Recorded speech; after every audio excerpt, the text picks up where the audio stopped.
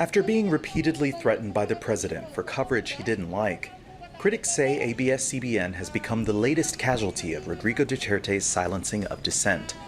The largest television network and a major news provider was forced to shut down as broadcasters are covering the coronavirus pandemic. Some say it reminds them of the 21 years of martial rule under the late dictator Ferdinand Marcos, who first closed the network in 1972.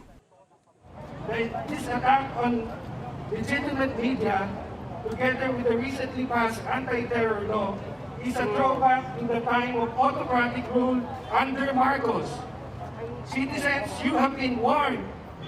Your civil liberties have been eroded. Your democracy is shrinking fast. Around 460. ABS-CBN's network's license expired in early May, and it was forced off the air. Most of its 11,000 workers had been expecting to return to work, but were disappointed. The resolution to deny ABS-CBN's franchise application is hereby adopted. Duterte's allies in the House of Representatives overwhelmingly rejected renewing the license for the next 25 years. Media watchdogs say it's a black day for a country once regarded as a bastion of press freedom. This move solidifies the tyranny of President Rodrigo Duterte, who has accused ABS-CBN of slights against him and politically targeted for refusing to toe the government's line and criticizing his so-called war on drugs. Duterte had accused the network of favoring other candidates in the 2016 campaign and reporting unfairly on his presidency. The broadcaster denied those accusations, but that did little to help keep it on air. Andrew Chappelle, Al Jazeera. So let's speak to Danilo Arroyo, an associate professor of journalism at the University of the Philippines, Diliman. Danilo, so freedom of the press is guaranteed under the constitution in the Philippines. So what exactly has ABS-CBN done illegally to have its operating license revoked?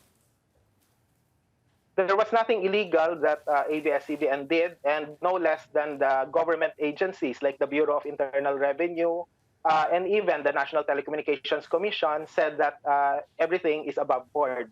The problem with majority of the legislators who are members of the Committee on Legislative Franchises is that they ignored the recommendations of the NTC and the BIR and their findings, and they just went about their ways.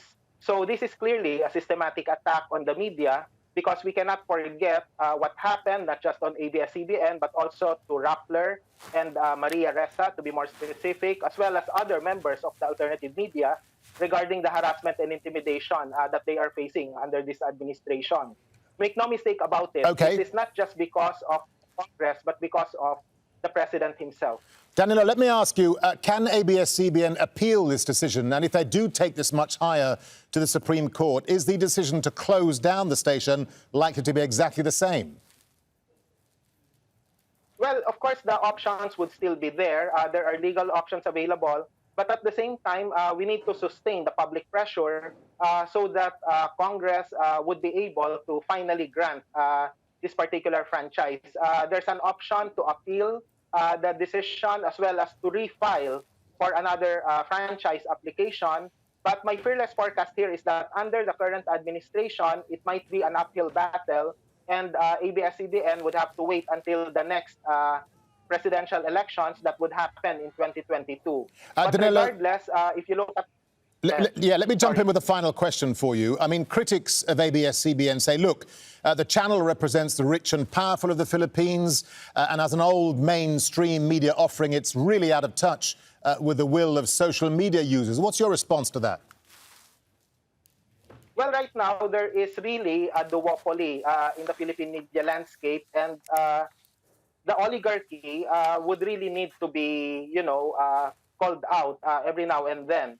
But the Congress should not be there to regulate media content and to be selective in terms of what oligarchy it will be attacking, because it's as if it goes against the Lopezes, the owners of ABS-CBN, but they would want to replace it with another oligarchy, because that's the narrative that's happening right now. And of course, we have to always keep in mind that self-regulation and editorial independence should be sustained, and we cannot afford the weaponization of such laws.